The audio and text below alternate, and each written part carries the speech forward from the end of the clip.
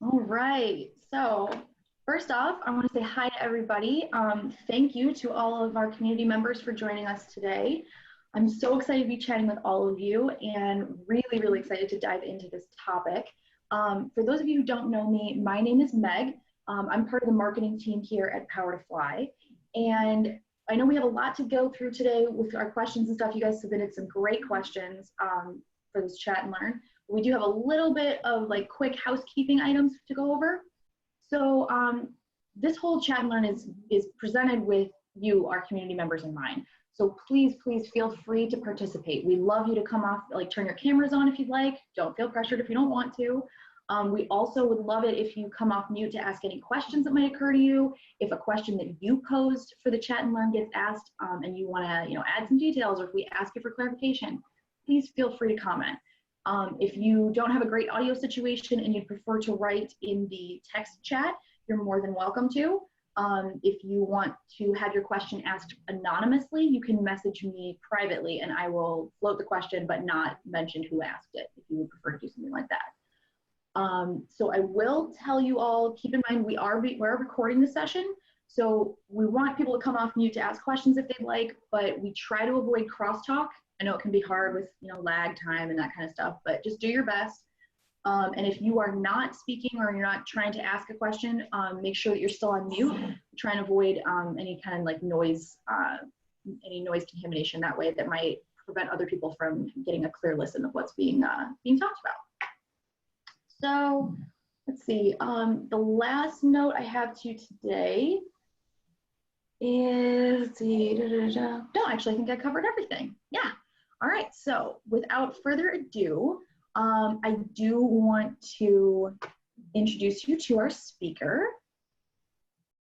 Her name is Ananda Baron. She is an avid lover of the outdoors. Ananda was immediately drawn to Nature Bridge when she joined the National Board in 2017. As a board member, she hopes to expand Nature Bridge's reach so that more kids, particularly those from underserved communities, have the opportunity to experience our national park classrooms. In 2017, Ananda was recognized on San Francisco Business Times 40 Under 40 list for her work at Pacific Gas and Electric Company. You might also know it as PG&E. She is currently a senior vice president at AAA. Ananda is a first-generation college graduate, and she earned her undergraduate degree at the University of California at Los Angeles and her graduate degree from Northwestern University. She lives in Oakland, California with her husband and 2 children. So welcome, Ananda. Thank you, Meg. It's good to be here. Thank you. So is there anything else you'd like to add to that intro? No, it was a wonderful intro. Good combo of kind of personal passions and professional, and I'm looking forward to diving into either or. Yeah, me too. So one last note for you all today. Keep in mind, you can follow AAA on Power to Fly. I'm actually sending a link into the chat right now that will lead you to their page on Power to Fly where you can follow them. And let's see, so we have a list of questions. To kind of keep things conversational here, we've compiled all the questions that you all submitted ahead of this chat and learn. And we tried to arrange it into kind of a flow that would make sense. If you'd like to take a screenshot of this slide and the next one, that'll give you an idea of the questions that are going to be asked. We can also give you an idea of, if you have a question that's not on this list, where it might fit in best with the conversation. That being said, please feel free to throw conversations into the chat at any time. We'll address them. If we can feather them into the conversation, we will. If not, we'll try and address them at the end. And let's see. Yeah. Oh, and anybody, if you don't feel like you have to take notes feverishly or anything, you will all get a link to this recording once our chat today is over. You'll get a link so that you can rewatch it at a later date if you'd like. There will also be a survey in that email that you get from us. Please take these surveys that we send out. We find them very helpful. We love any kind of feedback, positive or negative, you can give us. It's how we improve on these chat and learns and make sure that you enjoy them just as much as we do. So without further ado, if you've grabbed your screenshot of this page of questions, I'll move on to the next one. Here's our next slide. So feel free to grab your screenshots now. And we will get started. So Ananda, what are some of the biggest challenges or newest trends in your area of HR expertise? Yeah, and you know, I probably was remiss in not sharing my full career path since we're going to focus on HR. I was in the nonprofit sector prior to business school. Had a great mentor that told me, hey, you should go to business school. So we could talk about mentoring and the importance of that if anybody would like to. And joined a rotational program at PG&E. And my first rotation was in finance. And my second one was in HR. And I found that I used more of my data analytics skills in the HR rotation than in finance, and found a real interesting intersection of HR being all about people. And I have a psych degree. That's my undergrad degree. The people and how people are motivated with the business needs and the business strategy, and the MBA and the psych degree kind of mirrored that interest. And so from there, I have held various roles in HR. I've led recruiting for a 23,000 person company, which included union roles, executive roles, college roles. And I've been an HR business partner for 13,000 person divisions. And that's one of my favorite roles. I'm happy to talk about that. I've also led our HR strategy, which includes technology and the workforce planning and employee engagement components. And then I, spun off a little bit. So I think there's a question later on about what can you do with an HR background and how would you even expand into different areas. And then at AAA, I have had the wonderful opportunity to wear two hats. One is transforming how we look at leadership as an organization and the tools to attract, engage, and retain leaders. And then secondly, in looking at total rewards. So what is our rewards package for individuals, which is part of my own career journey and development. And so I'm very excited to take that role. So with that, the question around what are the biggest challenges or trends in my area of expertise, the one that came to mind, Meg, is around we are living in such an interesting multi-generational workspace.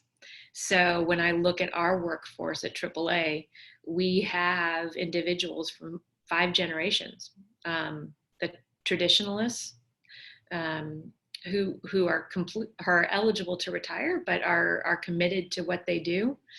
You have your baby boomers, who are looking to retirement, Gen Xers, who are now taking more senior leadership and management positions, your millennials that are making up the majority of those generations of the workforce, and are really coming into a presence. And then you have your Gen Zs that are just starting. So with 5 generations and thinking about what's the right compensation package or benefits package, there is no silver bullet. If you want to talk about diversity, the diversity of tenure and age is complex. That's actually a really good point. I hadn't thought of age as something to be thought of in terms of diversity, but you're right. I mean, it's, drastically different needs for those groups of people. Let's see. Our next question has to deal with your career perspective. So this person says, I would love to hear your perspective on a generalist versus specialist career path, specifically within the HR field. Has your perspective on that evolved along with your career and tenure? Yeah, I looking at my own career, my first role was in a specialist role in terms of leading recruiting, and I had partners. On the HR side, you essentially have a group of specialists that you would call your centers of excellence. So recruiting or performance management or learning and development. And then you have a group that are your generalists or HR business partners that are responsible for the delivery of those products. And I think both are necessary, and even more important is that you try both roles. Because when I was a specialist, I really did not put myself in the shoes of the generalists that then had to deliver what I created. And earlier in my career, I was probably pretty naive or even tone deaf in terms of making sure I brought those generalists on board early and said, what do you think about this product? Do you think your clients are going to appreciate this product? What else is rolling out? So I think there's a very, I would strongly advocate for, as you're planning your own careers, if you're in a profession that has both generalists and specialists, to trying both roles so that you can optimize those relationships. Okay. So this leads into our next question about trying kind of what you can try ahead of time. What are the ways that someone could job shadow life as an HR employee? Yeah, I think job shadowing is important. They say, there's 3 ways you can learn about your role, through books, through trainings, and then on the job. And I think anyone that has been kind of picked up and put into an on the job experience, it really is trial by fire and learning quickly. And I think job shadowing is kind of the safer space to do that, where you really get to see the application of things, of theories that you read about or trainings that you do. I've always been in folks that I've mentored and in relationships where I've had a mentor have asked, hey, can I sit in on your staff meetings? Can I sit in on your strategy sessions? And to just be a fly on the wall, so to speak, has helped get great perspective on 2 things. One, the content. So if you're interested in HR, you get more insight into content. And 2, one thing that I think is very interesting about job shadowing, specifically when you see managers in action, is you see different leadership styles. And for all of us, I think it's really great to sit back, and maybe your only role is observation, but you can look around the room and say, how is this leader engaging the whole room? How is the room reacting to this leader? And so that's one of the things I think is very beneficial about shadowing in general. Well, that's a good point too. It's not like you'd have to shadow someone, morning, noon, and night at their job. You could just pop in for different meetings that they might be having, something that would give you an idea of what their day-to-day is in installments, instead of, leaving your desk entirely. It would be a very, that's a really good suggestion. Yeah, I think the other thing is, with the onslaught of new technology, like what we're doing right here, you could add anyone to a Google Hangout to be able to participate or just listen in on meetings. So I think the wired world has also helped with the ability to experience a job in a passive way. No, that's a really good point. I mean, even if you've got a meeting that's going on that you're already broadcasting for whatever reason, you've got people calling in remotely, just because you're in the same building doesn't mean you have to be in the same room. It's just as possible somebody could call in from a different part of the building to shadow, and kind of sit in the background on the whole situation. Yeah. So this person's question is kind of in depth. They say, I've managed, coached, and helped develop direct reports, as well as hire and fire. I've assisted former colleagues, friends, and family to find jobs, to understand HR processes and procedures. I have never held an HR title. However, I'd love to move into this field. What would you suggest? So my thoughts here are and it's kind of, and I know we'll probably dive a little bit into diversity and inclusion, but around the diversity of thought and perspective, if you are at a company, your perspective, if you're working in operations and understand the P&L, our revenues goals, the products that we sell, if you're in marketing, that perspective and knowing the business is extremely valuable if you're moving into HR. As I mentioned earlier, HR is sort of this confluence or Venn diagram of you got to know the business strategy and then the people impacts. And so I think there is an advantage there of having a background that is different from being a long-term HR professional. Now, the benefit of being a long-term HR professional, which is extremely valuable, is understanding the regulatory and legal aspects of HR, which is a very important part of it. Similar to being in a compliance and ethics or legal role in HR, your responsibility is protecting the company and protecting employees. So that's probably the blind spot or the area of development for folks that are moving into HR that maybe have had careers in other areas. And I think you could supplement that, SHRM, the Society of HR Management, is a great resource to get credentialed to learn about those rules, regulations, laws that are really important as you start to advise folks on HR practices. Yeah, very interesting. So we've got one question that came up in the chat that sort of dovetails really nicely with our next slide. So I'm going to go to our next slide and then ask the question that was raised in the chat. This person wants to know what suggestions you would have on finding HR jobs outside of applying online.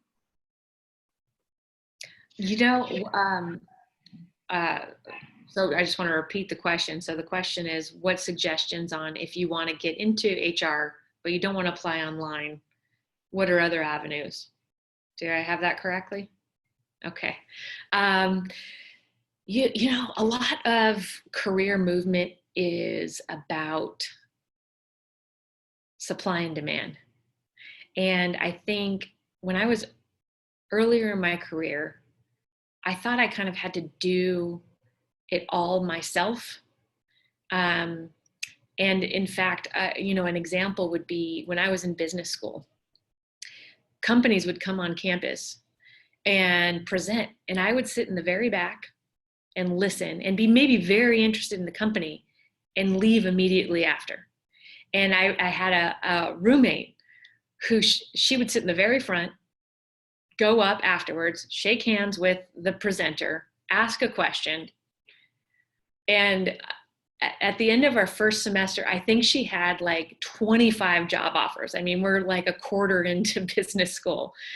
And being then in the professional world and going back on campus to recruit, it just opened my eyes. What those people at the front presenting want is people to come up and say they're interested, or else it's all for naught. And I think I really shifted of, I don't want to burden somebody by asking questions, or maybe it will seem disingenuous, to know this is the networking game that we all need to play. So if you have an interest, I think a lot of us think the next step is then you apply, and my resume should show that I'm really good and qualified. And the reality is, if you don't do those steps before, like introducing yourself, looking on LinkedIn for folks that work for that company, and asking for coffee, or just even a 15-minute overview, I highly encourage folks to do that, because, for example, I have an opening on my team now. Of course, I'm going to look at the resumes that are in the inbox, but I'm going to search on LinkedIn. And if anyone said, hey, I'd like to know more about AAA or about compensation, can we have coffee? When this opening is open, that person that had coffee with me, I'm immediately going to make that connection. Well, I think those are all good tips that can also be useful. So this person that has the next question is talking about pivoting into HR and D&I from another industry, which we will address. But I also think that the answers you gave are also very helpful, even if you're already in the HR industry, because, I know there can be kind of a tricky line to walk with not really bandying about that you're looking for a new job while you have one, but it never hurts to talk to, some of your connections, or if you have people that, friends that work at other companies that they really enjoy the culture, or they really enjoy working there. There's no harm in asking them to introduce you to their HR person. There's no harm in saying, like, reaching out, like you said, like via LinkedIn, to say, hey, I've got questions about your organization. Do you have 5 minutes to answer them for me? Absolutely. It doesn't hurt.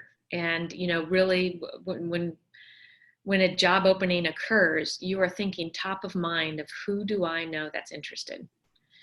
And related to this question, Meg, I think the pivot into HR and D&I, the nice thing about HR and D&I is it really is, you're talking about people and diversity and inclusion, which everyone should be wearing those hats. Specifically, if you're a manager or leader, you should be an HR professional, because a majority of your job is managing individuals and feeling that accountability and responsibility to understand what motivates your team and how to engage them, how to provide feedback along that journey.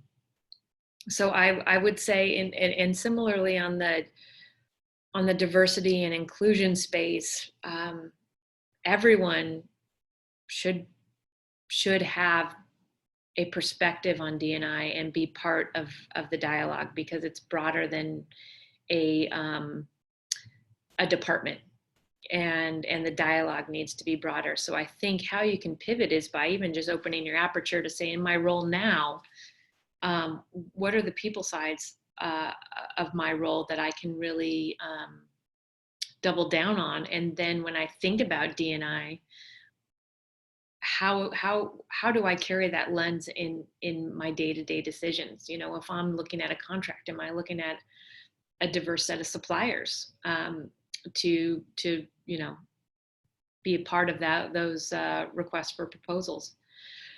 I'm also in a room with 2 of my colleagues who are part of the women's resource group here, and I think that's a great way to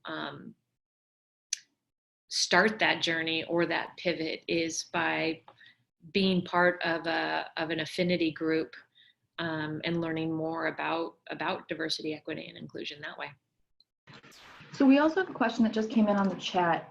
This person wants to know about the role HR plays in creating the culture of a company. So like you were saying, where it really should be, HR and D&I should be something that's kind of top of everyone's mind, but how much of the HR department how much can you carry really, and really inject that into the company culture, versus how much buy-in or input do you need from other departments and other people? Yeah, I mean, culture is very strong, and so to think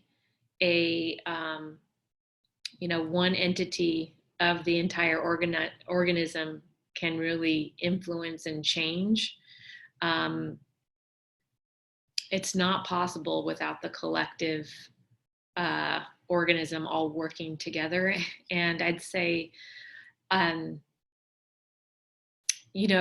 more often I'm hearing each CEO has, excuse me, their CFO and now their CHRO on either side of them. And having those 2 positions play a role in making decisions. And if you had that conversation 15 years ago, it would definitely be the CFO. But the HR role, it was called personnel not that long ago. And so I think leaders are realizing that what changes culture starts with leadership. I'm a parent. I know my behavior influences the culture of my household.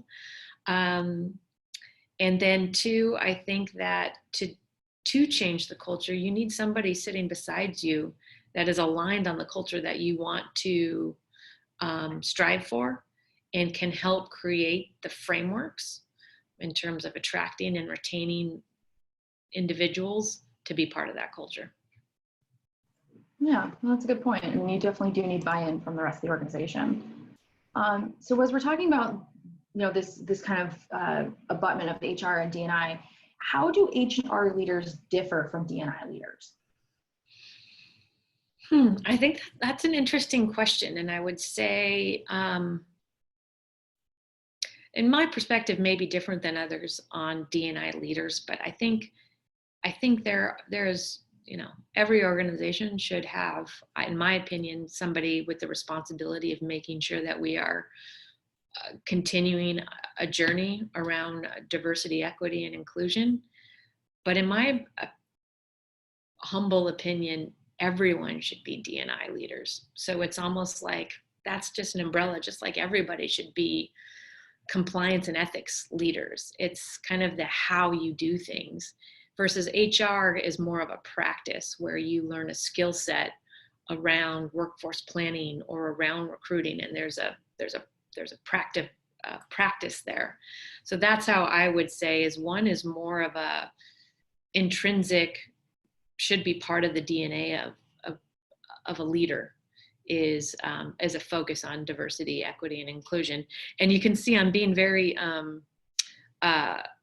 purposeful about adding the equity into the diversity, equity, and inclusion, because I think that needs to be more part of the conversation. Is you want diversity and inclusion, and there's an equity piece that we need to make sure that we also include.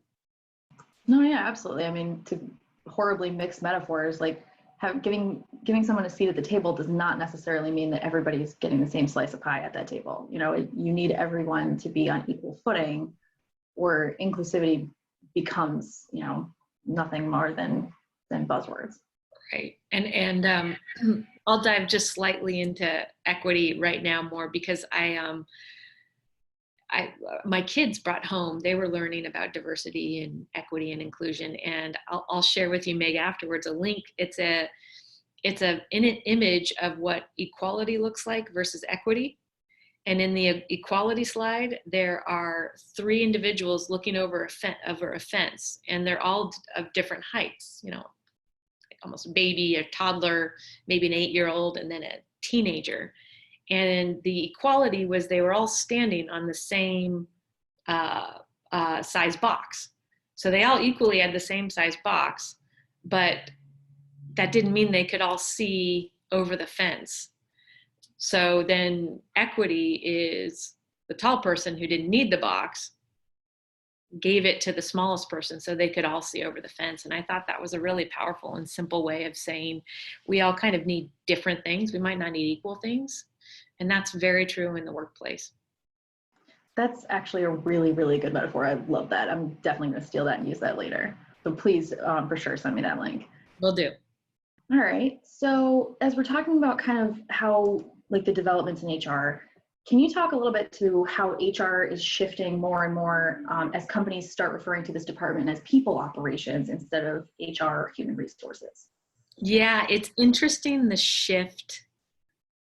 Well, we are in a funny time. Like, you look and there's not like a chief HR officer. It's like head of talent, guru of people. Like, there's just everything. And I think titles are very sexy now. And I'll be a guru of people. I mean, I like that creativity. I think the HR practice has definitely evolved. Like I said, before it was personnel. It was the group that did your paychecks. And that was basically it. And that wasn't that long ago. And, when I went to business school in, that was 2005 to 2007, there weren't any classes on sort of this HR side. And now you see in business schools, there are classes on how do you manage performance? What are the regulatory and legal parameters you work with, both in the US and globally? So you see that evolution. And I think the other thing that you see is with the HR practices also doing the right thing and speaking up. So there's a lot more around whistleblowers. There's a lot more around, large companies where, this sort of normalization of deviance, and I think it's becoming more open. and also essential in the HR function as well as the compliance and ethics function to say how, back to the culture, how do we create a culture of integrity or a culture where people can speak up? So I think that's a shift. And then just specifically on the people operations, I think that's more of a indicative to also that we're looking at analytics more. HR is becoming more of a data-driven profession, and I appreciate that, and I love that I get to work with colleagues on what are we reporting out from a dashboard perspective to how are we trending on certain things. There's a lot of fun data to play with in HR. And I think for anyone that kind of thinks, oh, I'm not a soft skills person, I'm not a mushy person, HR is not for me, but you are interested in regressions and the quant side of things, there's definitely a place for you in HR. That's a really interesting point you make, because I think people sometimes forget how impactful language can be, even just changing the name of something. And you're right. I mean, human resources sounds more like kind of managing these little boxes of these people, and you need 14 humans, so find 14 humans, put them in the plug A into B, whatever. Right. In human, you're right, people operations very much covers more of the possibilities, and you're right, more of the different facets of the job than maybe would have existed even 15 years ago. So as we go to the next question, we're kind of looking at the traditional career path, right? So this person wants to know what a traditional career path looks like for someone in HR. What are the career advancement opportunities or alternate paths to leadership? More and more, I don't know if there are traditional paths. I think are changing. I don't think there's now one way to get from point A to point B.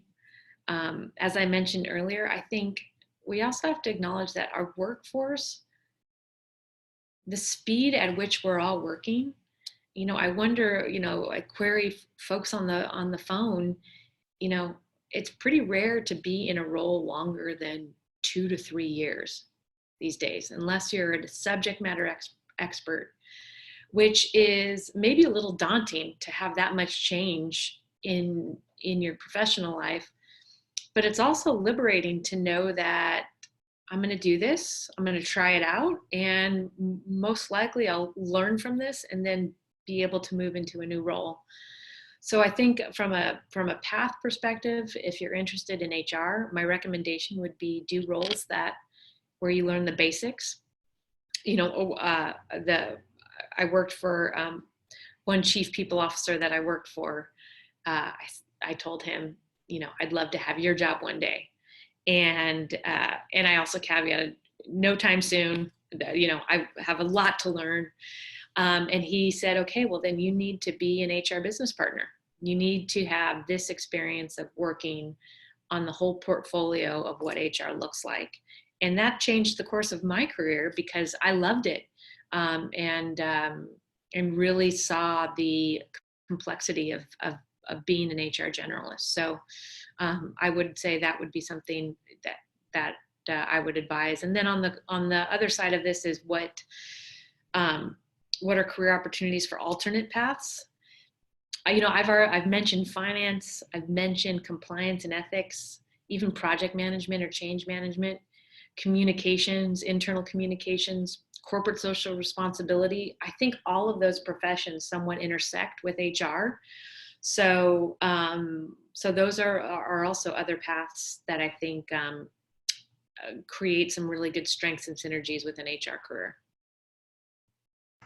I think that's a really good point that people don't really internalize as much as they should, is that you can't count on people around you knowing where you'd like to go. And the worst thing they can say if you volunteer, like, hey, I'd like to have this job someday, or I'd like to be the next person promoted to this role or whatever, the worst thing they can do is say nothing, honestly. But at least if they give you some kind of feedback, whether it's positive or negative, like, yeah, you're on the right path, or, oh, you really should make sure you bone up on, such and such. Like, these are the kinds of things you need to raise. Otherwise, people around you have no idea what you're aiming for. I mean, there are people that get to a job and stay in it for, you know, the next however long, because that's just where they're happy. But no one's going to know if you have higher goals than that if you don't speak up. That's right. So our next question is a little bit more in depth. This person wants to know, what if my graduate degree, MBA in corporate training, focuses on HR and talent development, but I haven't been able to get a job in the field? How can I get started without direct HR experience? Should I continue to develop an HR-related networking group without the HR experience? Or should I be concerned about whether the degree aligns with the level of the job? This was an interesting question, and I think this person's strategy should be put irons in lots of fires. I mean, I think keep networking, because like I said, there's, you know, I think people just intrinsically want to help other people. And when you hear, you know, you're networking at the HR networking function, but you don't have an HR background, but you say, hey, I'm interested in XYZ and I have this background. Can I connect with you on LinkedIn? Those things can lead to opportunities more than you think. So I would say, you know, and I think with this specific person, it also sounds like there might be a little bit of frustration because they have a graduate degree and it's focused on training, but they haven't been able to crack into that. And I, you know, this might not be an answer that many people like to, but I'll give you an example. A boss that I had, she was West Point grad, JD MBA, vice president at an operations organization in the Midwest. And she moved her family to California. And she took a significant demotion to be a labor specialist just to get her foot in the door. And then within 3 years, she climbed to be a vice president with a much larger scope and is doing extremely impactful work. But I think sometimes, and you know, I can just speak for myself, it's that ego piece where you're like, well, I can't, the only thing I can do is what I'm qualified to do or above. And sometimes with, like I said before, I think we move jobs so often and there's so much opportunity. You know, maybe you do something that you're overqualified for a little bit if you want to get your foot in the door. And again, that's probably not the most popular answer, but I've seen it work. And I don't think there's any shame or stigma associated with taking roles that maybe are lateral or even a roll down from what you've done in the past, because it's part of your longer term career plan. So sort of just also advice on short term versus long term.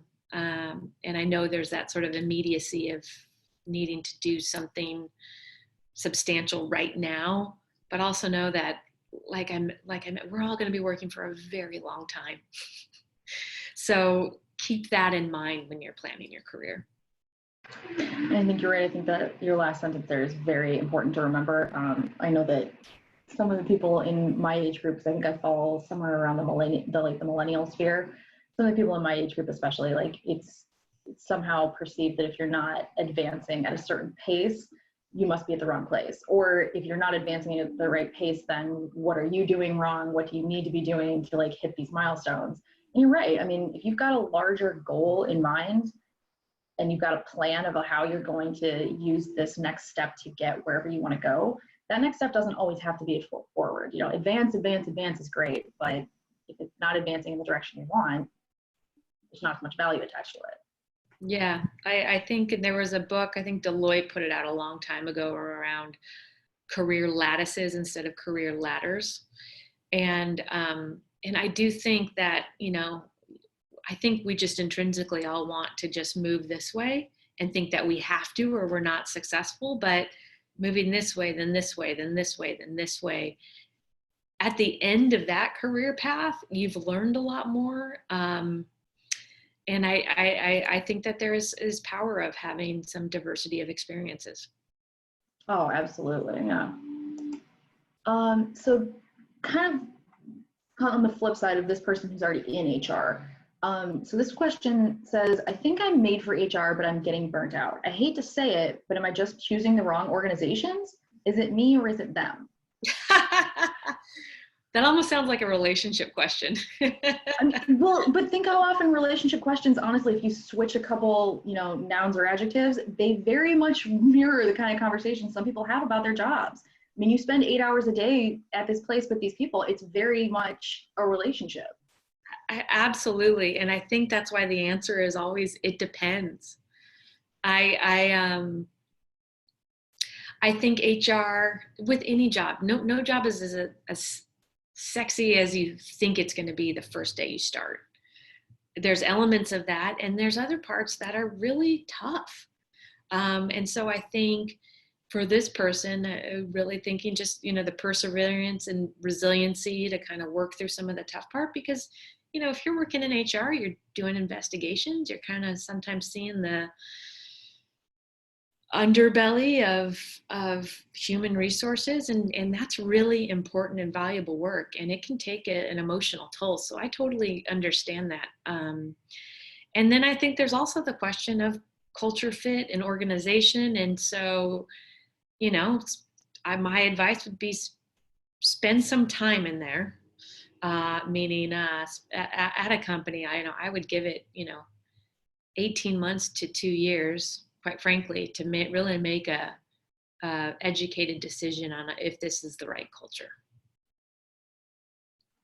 I mean, I feel like my mother's hallowed relationship advice also rings true here. Like, make a pro cons list and then pair that with a list of what's really important to you. If what's really important to you is feeling at home and you just don't feel at home here and nothing on your pro cons list is going to enable you to make that feeling happen, then maybe that's not so great. But if part of your, tiered list of what's important to you, limit it to like 3 to 5 things. Mm-hmm. You can shift some things around, or maybe like talk to your boss, like, hey, I love these projects. I understand this is mandatory, but could we maybe give me more that's in this sector because it's stuff that I really enjoy? Can I take on more responsibility here? I think that's pros and cons. I think is a great tried and true. And I also think, Meg, Gallup does this strengths finders, and I'm sure many folks have done that at some point. But it was really eye-opening also that when you're thinking about what you love doing, I think we also have this thing of, oh, I love doing this, but I really need to focus on the areas that I have the gaps. And I think another conversation you can have with your boss is, hey, I love doing X, Y, Z, and I'd like to do more of that. So when you find yourself in a situation of things aren't working out, how do you play to your strengths? And sometimes that might not be a fit with what the organization needs, but it tees up a good conversation around where you could provide the most value and where you feel that level of flow and engagement. Keep in mind, like everybody here, if you're in HR, you know very well that finding a new employee costs a lot more than trying to move an employee within an organization.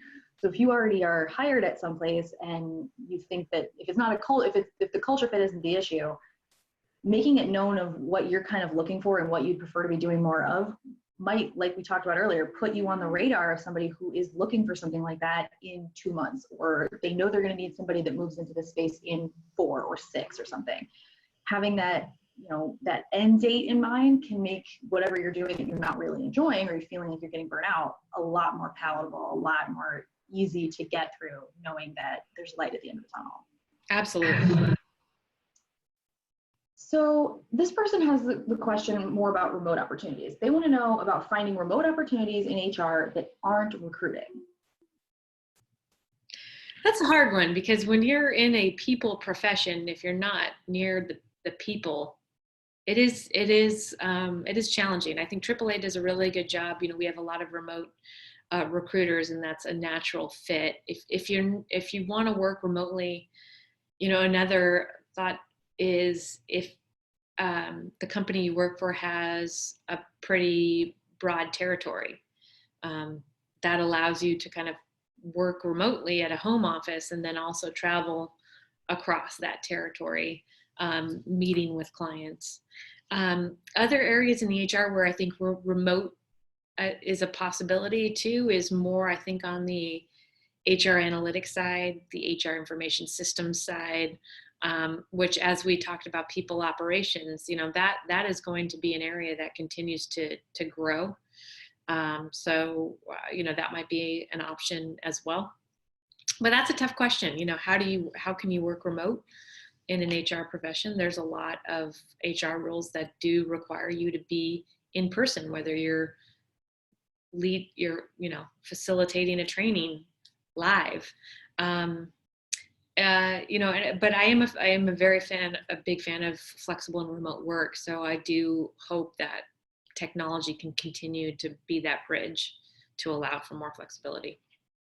And don't discount the idea of looking at companies that are either fully remote or remote distributed. I mean, those places have HR. I mean, Powerfly has HR people as well. So, as more companies move into that remote space or remote only space, there's obviously opportunities there. But it also never hurt to ask about flexible opportunities. Like say that you talk to somebody that you're working with and see if they, have a project that you could do from home 2 days a week or something like that. Absolutely. Yeah. So this person wants to know, what level of college education should I plan on for an HR position? I feel like this is important, especially like you talked about with the multi-generational aspect, where in some ways I feel like we're all going to end up going back to school forever, but Yeah, when reflecting at this question, I do think some of the best HR professionals I've worked with have had, an associate's degree, but have been in the profession a long time.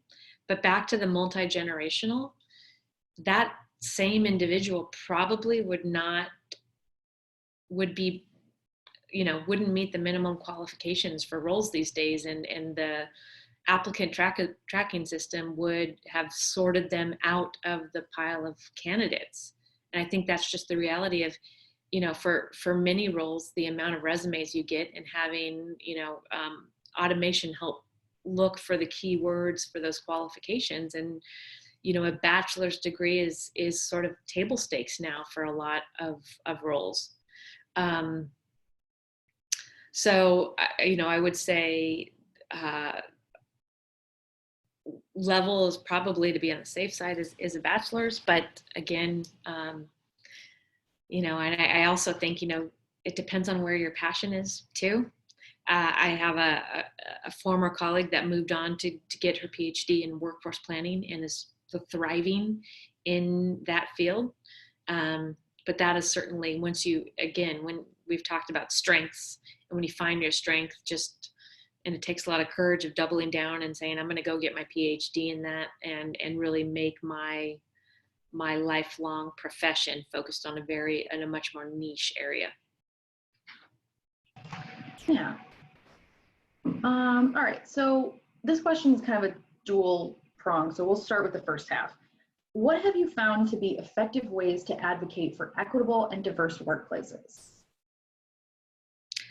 I think effective ways, I think affinity groups are effective in terms of having the ability for team members or employees to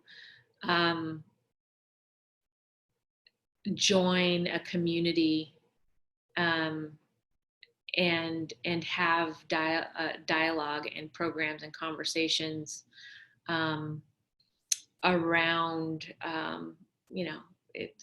whether it's LGBTQ or, a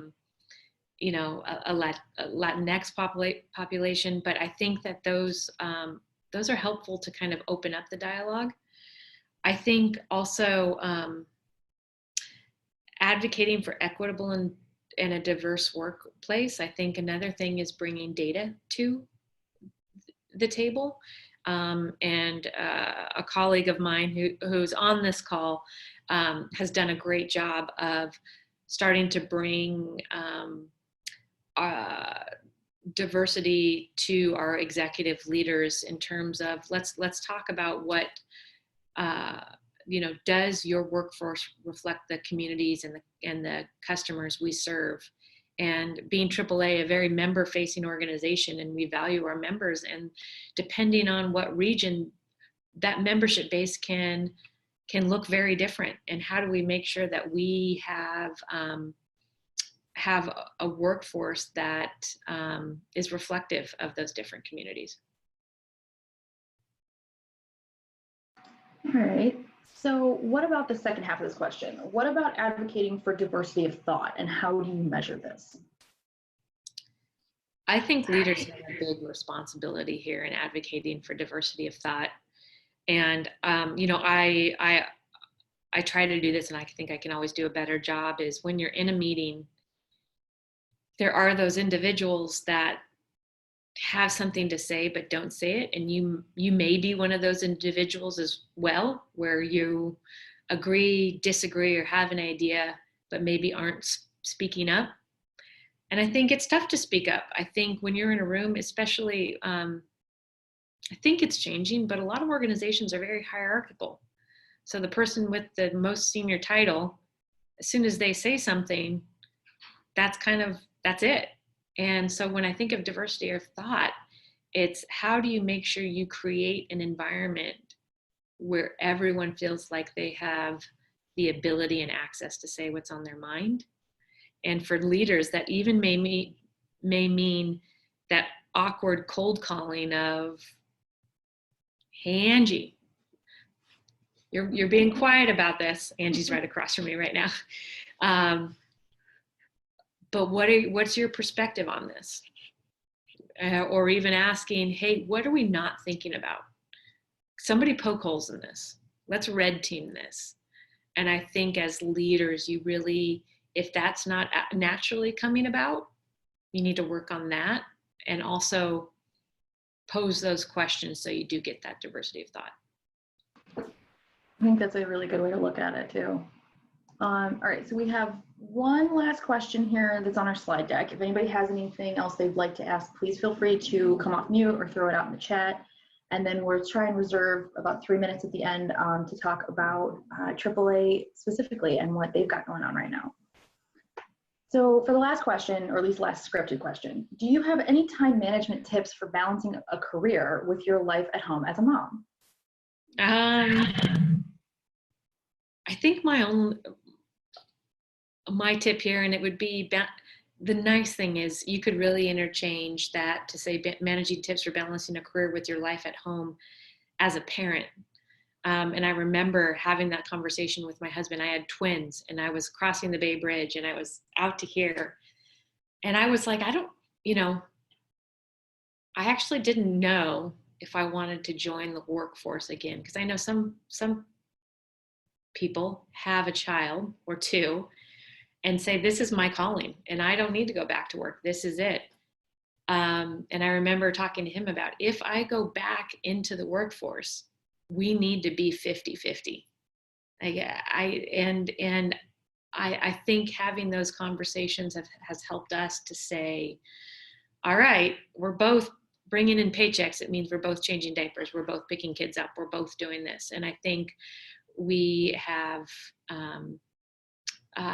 men and women and same-sex couples that really have those conversations early on. And I think that's been great. And the other thing I would say is you can't do it all. So, it takes a village. My mom lives with us.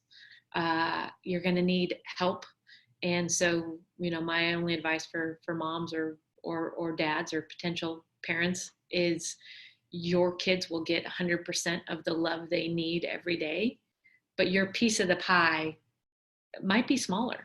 And so it's more, that could hurt you when they call for grandma before they call for you, but they're getting what they need. I think that's a really good point. I mean, I remember reading something a couple of years ago about how, to an extent, same-sex couples were at a higher set point than more like heterosexual couples, because they were not coming into that union with any preconceived or God forbid, like, stereotypes from, their upbringing or from society or whatever about like what your role was going to be. So supposedly there was like a more egalitarian split when it came to stuff like chores or something that, has traditionally been seen as the responsibility of one half of the, of the partnership, as opposed to, having all of these preconceived notions sort of thrust upon you and having to live in that paradigm. But no, you're right. I think we are coming into this really interesting age where we've got people who maybe haven't been raised with those stereotypes, and so they might be more willing and more, it might be easier to have these kinds of conversations of, after, our newest edition arrives, what do our lives look like now? Yeah, and I also think it's not one size fits all. So back to the equal versus equitable, it's having that conversation to say, yeah, I want you to take 75% of the financial and work burden, and I'll do 25% and work part-time, and I'll take more of this. But having those dialogues just to make sure that it's not based on stereotype of, well, you're the mom, so you do this, or I think that would be my advice, is just open communication. Thank you for kind of letting us in on that personal aspect of your life. So it doesn't look like we've got anybody else raising anything in the chat. So we're actually right on time, which is like never happened to me, but in the chat, we usually have so many questions we never get to because the conversation just leads you one direction. So if we've got anybody else that has questions, please feel free in the last couple minutes to throw them out here. We'll try and get them asked. So the last slide I have is talking about how AAA is hiring. So can you talk to us a little bit about the positions you're looking for, your favorite part of working at AAA, and any tips for someone who's interested in applying? Yeah, positions, we're growing a lot. So if you're interested, AAA is a federation. So there's AAAs all over the country and in Canada. Our specific one is on the western side of the US, and we cover 7 states. And with our headquarters are in the Bay Area, but a pretty significant presence in Salt Lake City as well as Phoenix. Yeah, we continue to grow. And I think the interesting, or what I love about working for AAA, is